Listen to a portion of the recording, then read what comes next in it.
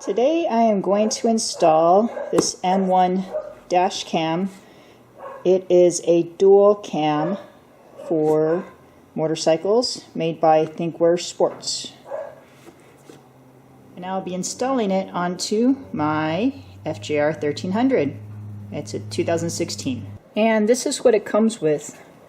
This is the brain of the unit, the control box or processing box, whatever you want to call this. It has the GPS built in, so you don't have a separate GPS module.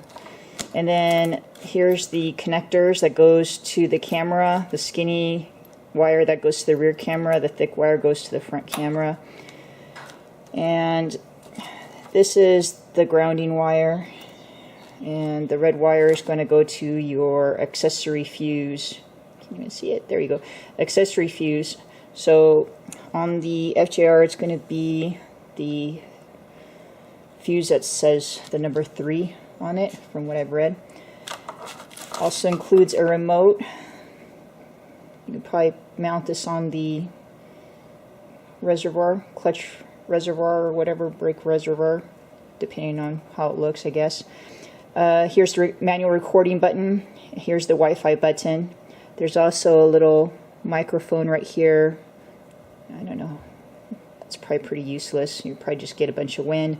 Anyway, so the manual button that allows you to record 10 seconds prior to you pressing the button and 50 seconds after you press the button, and it stores it into a separate folder where you're recording. You wouldn't over-record the video that you want to save eventually, so it's actually a little easier to find, I suppose. The one thing I'm not a big fan of on this, the way they have it set up, is it only records 1-minute files.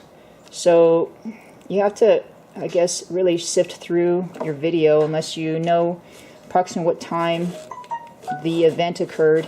I guess that's when the manual recording helps. But anyway, they say the 1-minute recording files, it's supposed to help or to avoid corrupted files. So that way you would not lose as much video. This is going to be the rear camera. It's pretty big. I have medium hands. So I wear a size medium in men gloves.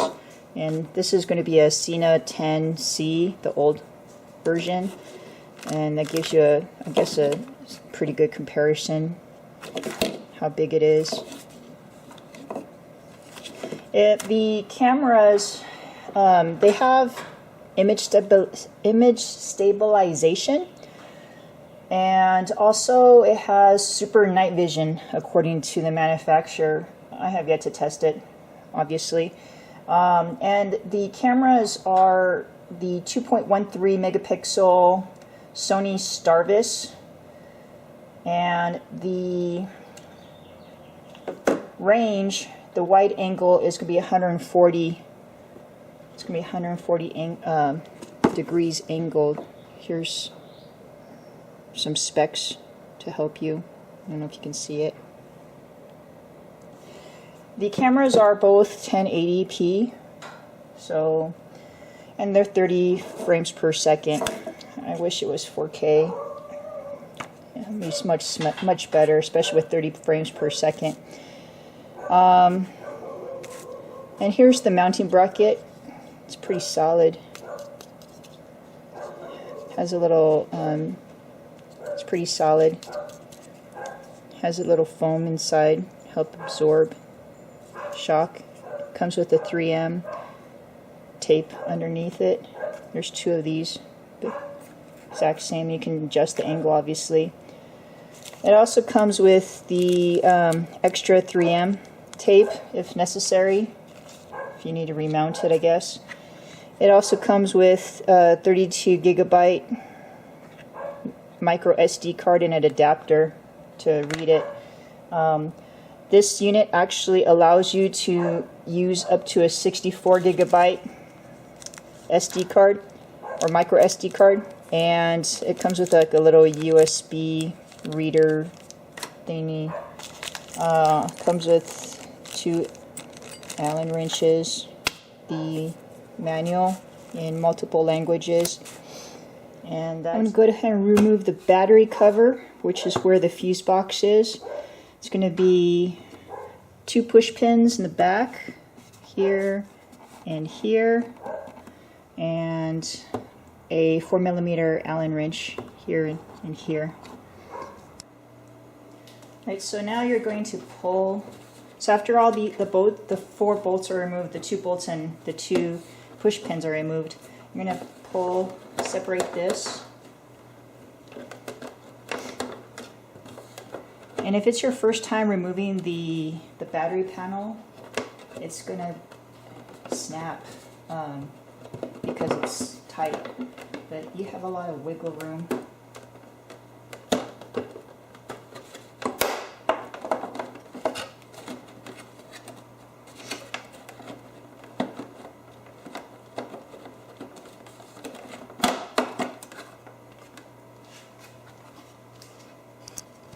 So to get to the fuse box, it's going to be this, and you're going to press this in to unlatch it from here, and then you can just move the door back. So this is the purple. This is going to with the number 3. The purple with the number 3, that's going to be your accessory fuse. These 3 are just spares. So, but go by what it shows on your door, on your fuse door. This is what it looks like on the fuse door.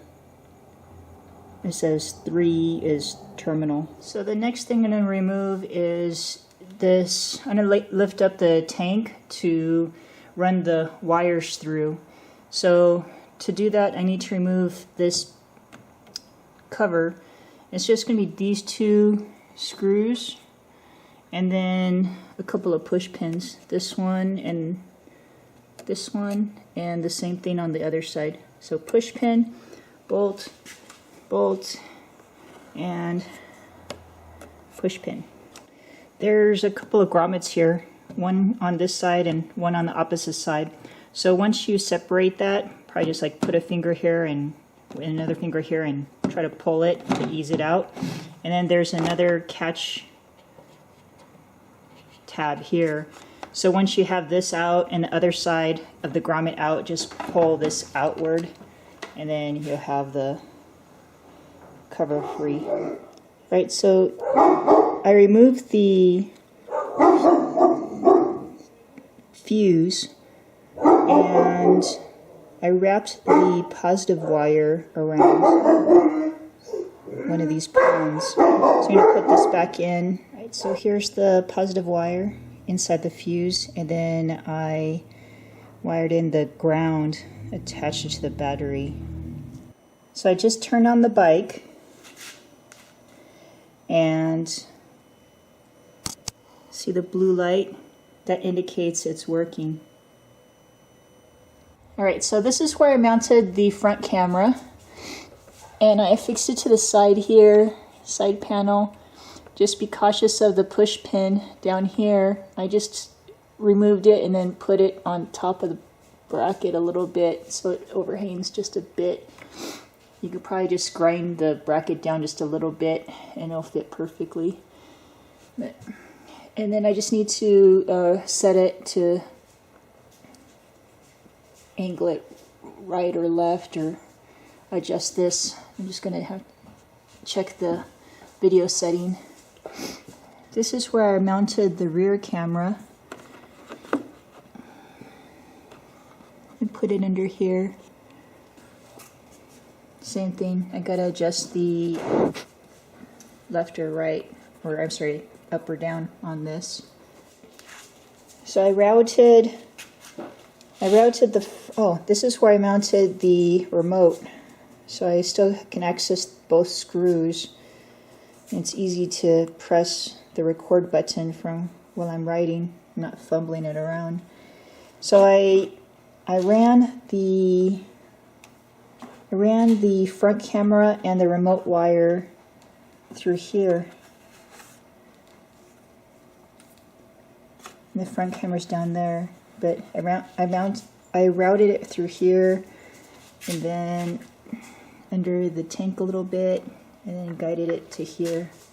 And then the rear camera, I removed the saddlebag, and I just seamed the cable through here, and then weaved it through. So here we are. Here's the brain of the video, and here's my tools. Alright, so I turn on the bike onto accessory mode, and I launched the Thinkware application on my cell phone. My cell phone's a Samsung S8 Android, and this also works on the iPhone. So I've already set up the settings, so I'm just going to show you how I connect it each time if I want to download video or watch it in live view. So you can actually select to connect via Wi-Fi or hotspot. So you have more features on the hotspot connection, and it's, from what I've noticed, it's actually an easier way to connect to your phone. So I'm going to choose hotspot.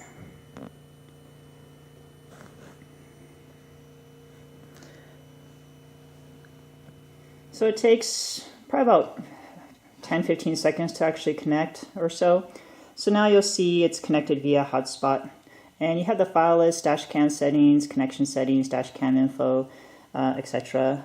Dashcam settings, you can select your memory card settings. You can select continuous priority or manual priority. Basically, the continuous priority it's a loop. It records on a loop, and it overrides old recordings. The manual priority, you're going to need to empty out your memory card, and that's the format if you choose to format your card.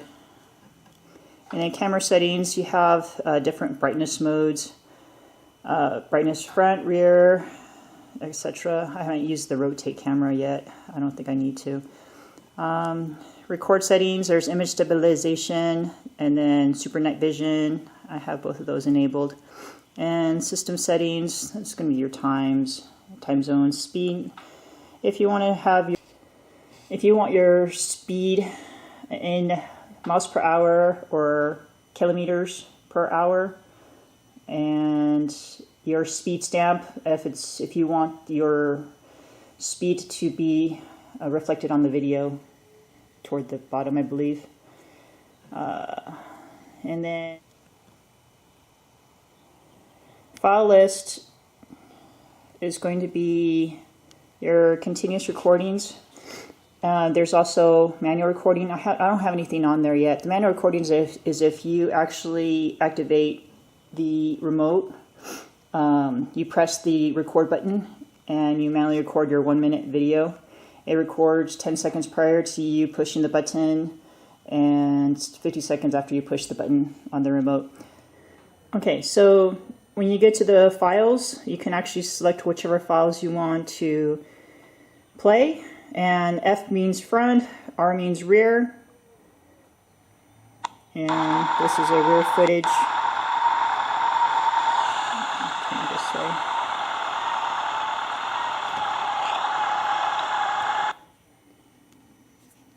See front.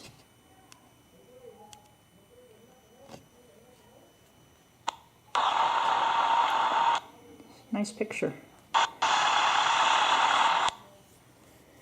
And you can select to download it by clicking on the 3 dots for the particular file. You can look for file info. It shows that it's 80 megabytes, 1 minute long, and that's the resolution. So you select the 3 dots, you download and copy one video to your internal memory, download, and it downloads pretty quick, considering that's probably why they keep it at a 1 minute file.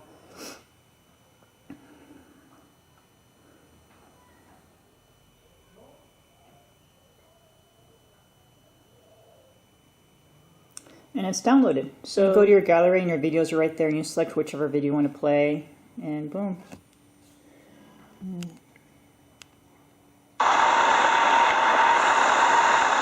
So let's say hit live view.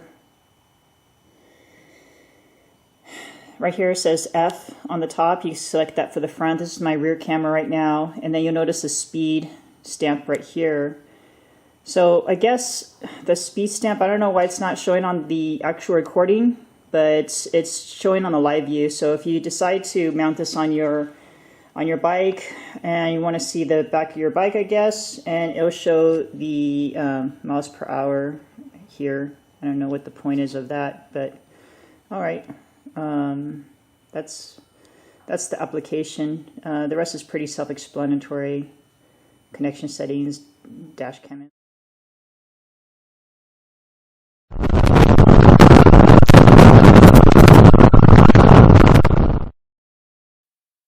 So this video was streamed from the DVR of the M1 device to my cell phone via hotspot, and the video footage is 80 megabytes, and I compared it to the micro SD card that is in the DVR, and it's also the same. It's 80 megabytes. So whether you decide to stream it via hotspot or Wi-Fi, or you take the footage directly from the micro SD card, it's going to be the same. So it's going to be whatever's convenient for you. Now, the quality of the footage, it's 1080, and this still shot was captured from a screenshot of the video, and the vehicle was directly to the right of me, and I can make out the license plate, but anything to further than one lane from you, you're not going to be able to make out the license plate. When you transfer the video footage from your cell phone to your computer, try to use some sort of online storage, because if you send your video through something like Facebook Messenger or Google Photos, it's going to downgrade the video quality, and you'll notice by the file size it's greatly reduced. So what I used was Google Drive, and it stored the same quality and file size as I did when I saved it onto the phone. And the lifetime footage for this camera is actually really good considering. However, I can't make out any license plates from it. It's just washed out. I hope this video has helped you in making your decision or the install. If this video has helped you, please give me a thumbs up and subscribe. Thank you. Bye-bye.